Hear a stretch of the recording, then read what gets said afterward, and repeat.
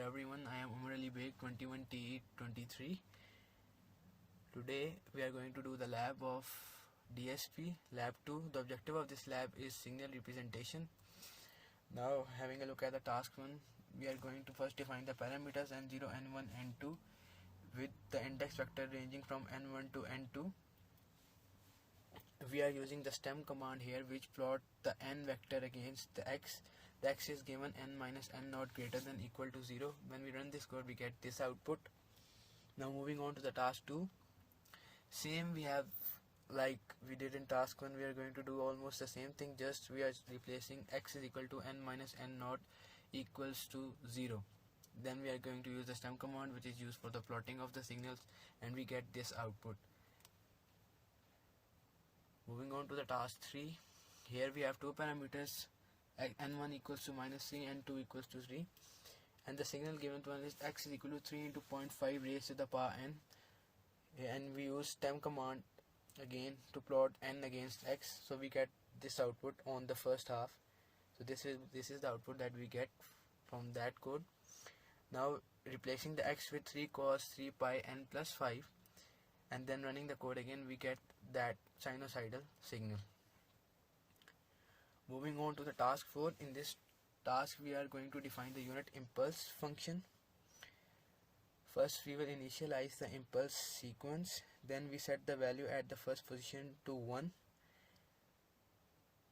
We have given using this code as an example, n equals to 10 and k is equal to 5. Then we have called the signal impulse sequence and then used the stem command to plot these signal against each other, and we get this output.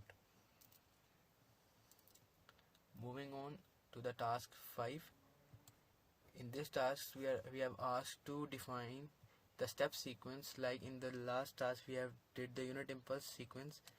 So in this task we have to do the step sequence.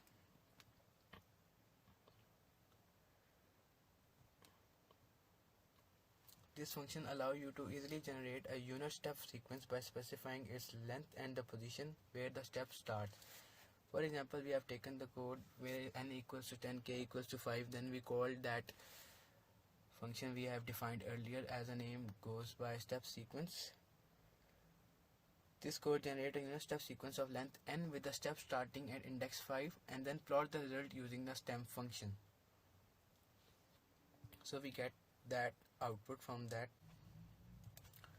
Moving on to the task 6. In this task we have given a signal which is xn is equal to un minus 3 delta n minus 1, and we have to get the impulse response and step response of that signal. As we know earlier that we have already defined the functions of step response and impulse response, so we will call that signal again simultaneously. When we call the unit impulse signal function, we have get that output, and when we call the unit step response of that signal, so we will have that kind of output when we run the code. There is also the second function which is given, and that signal is 3un minus 3 plus delta n minus 2 plus un. So we have to get the step response and the impulse response of that signal also. We have using subplot, so we can get all of the step responses, impulse response on the same graph. As we can see in this output, on the top we have the input signal, and then we have the unit impulse response of that signal, and then at the end we have the unit response of that signal by calling the functions we have already defined earlier to get the unit step response and unit impulse response. Moving on to the task 7. In this task we have to flip the signal. So we first define an example signal, then we flip the original signal using the flipper function. Then we use the subplot for displaying the original and flipped signal. The stem command plot the original and flipped signal using the stem function with different colors and line widths. Labels and titles are added to each subplot for better implementation. When we run the code, we see two subplots representing the original and flipped signal. The original signal is shown in blue and the flipped signal is shown in red. As we can see there, the original signal is in blue and the flipped signal is in red. Now moving on to the next task. In this task we have to scale the function. So what we did in that task is we first defined an example signal, then specified the amount by which the signal will be scaled, Then we compute the scale indices based on the original signal length and the scale factor. In this case, the signal itself is not scaled, only the indices are scaled.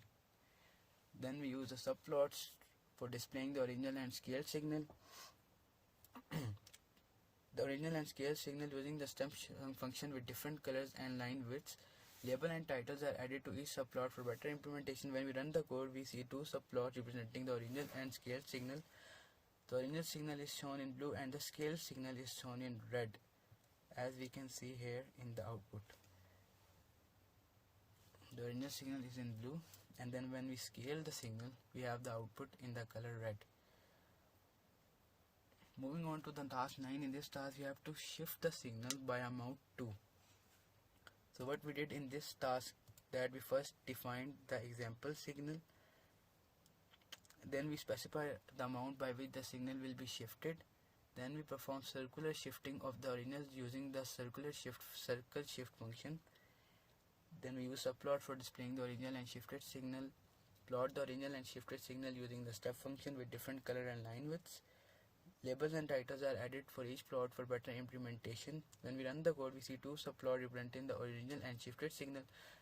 Again, the original signal is in blue and the shifted signal is shown in red. As we can see here, this is the original signal, and when we shift the signal, we have the output like this. Now moving on to the task 10, in which we have to find the zero hold of the signal. First we define the time vector for the continuous time signal, then we specify the time period for the discrete time signal, define the time vector for the discrete time signal, initialize the discrete time signal. The loop performs zero order hold by finding the nearest time point in the continuous signal for each sample in the discrete signal. Results are plotted using the plot and stamp function with different colors and line width. When we run the code, we see two subplots representing the continuous time signal and the discrete time signal obtained using zero hold, like that. Out top we have the continuous time shifting function, and then we have the zero hold discrete time function. We have converted the signal from continuous into discrete form. Now moving on to the task 11, which is the last task of this lab. In this task we have to find the first order hold of the signal. Again we have to define the time vector, then we have to define an example continuous time signal with time period of 0.5 seconds.